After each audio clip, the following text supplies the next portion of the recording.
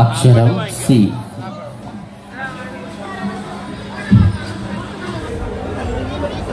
ബിസ്മില്ലാഹ് വൽഹംദുലില്ലാഹ് വസ്സലാത്തു വസ്സലാമു അലാ അഷ്റഫുൽ മുർസലീൻ വഅലാ ആലിഹി വസഹ്ബിഹി അജ്മഈൻ. അമ്മാ ബഅദ്.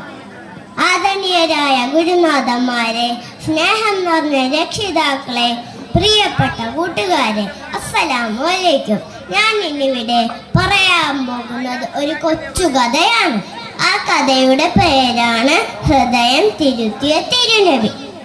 പണ്ട് പണ്ട് അറേബ്യയിൽ ഒരു പെൺകുട്ടി ജനിച്ചു. നല്ല ചന്തമുള്ള കുട്ടി.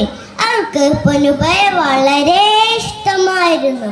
പൊന്നുപ്പ വീട്ടിലെത്തിയാൽ അവളോടി വന്ന് പൊന്നുപ്പയുടെ കഴുത്തിൽ തൂങ്ങി തുരുതുരെ ഉമ്മം വെക്കുമായിരുന്നു. പക്ഷെ എന്തോ ചെയ്യാൻ, അവളുടെ ഉപ്പക്ക് അവളോട് ഒട്ടും സ്നേഹമുണ്ടായിരുന്നില്ല.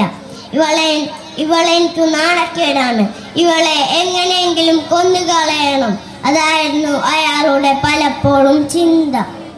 അന്നത്തെ അറബികളുടെ രീതി അതായിരുന്നില്ലേ കൂട്ടുകാരെ?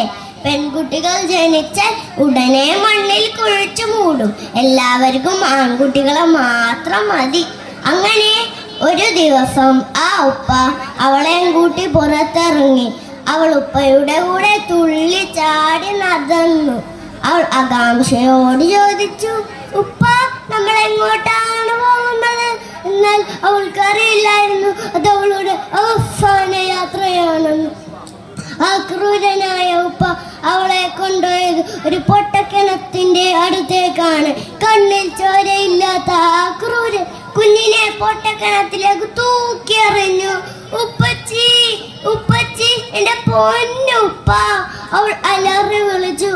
ആ ക്രൂരനായ പിതാവിന്റെ ഹൃദയമുണ്ടോ ഇത് കേൾക്കുന്നു. അവൾ അവിടെ ഭക്ഷണമില്ലാതെ വെള്ളമില്ലാതെ പട്ടിണി കിടന്ന് ദിവസങ്ങളോളം തേങ്ങിക്കൊണ്ട് അവൾ ഈ ലോകത്തിനോട് വിട പറഞ്ഞു. കുറെ നാളുകൾക്ക് ശേഷം അയാൾക്ക് അയാളുടെ തെറ്റ് മനസ്സിലായി. ഈ കഥ കേട്ട് മുത്തുനബി നടുങ്ങി. മുത്തുനബിയുടെ കണ്ണിൽ നിന്ന് കണ്ണീരൊഴുകി. താടി രോമങ്ങളെല്ലാം കണ്ണീരിൽ കുതിർന്നു. ഇത് കണ്ട സ്വഹാബാക്കളും കരഞ്ഞു.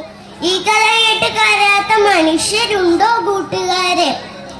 പെൺകുട്ടികൾക്ക് ജീവിക്കാൻ അവസരം കൊടുത്ത ഒരു മഹാവിപ്ലവത്തിന്റെ പേരാണ് മുഹമ്മദ് മുസ്തഫ സല്ലല്ലാഹു അലൈഹി വസല്ലം. ഇത്രയും പറഞ്ഞു ഞാൻ എൻ്റെ കഥ നിർത്തുന്നു. അസ്സലാമു അലൈക്കും.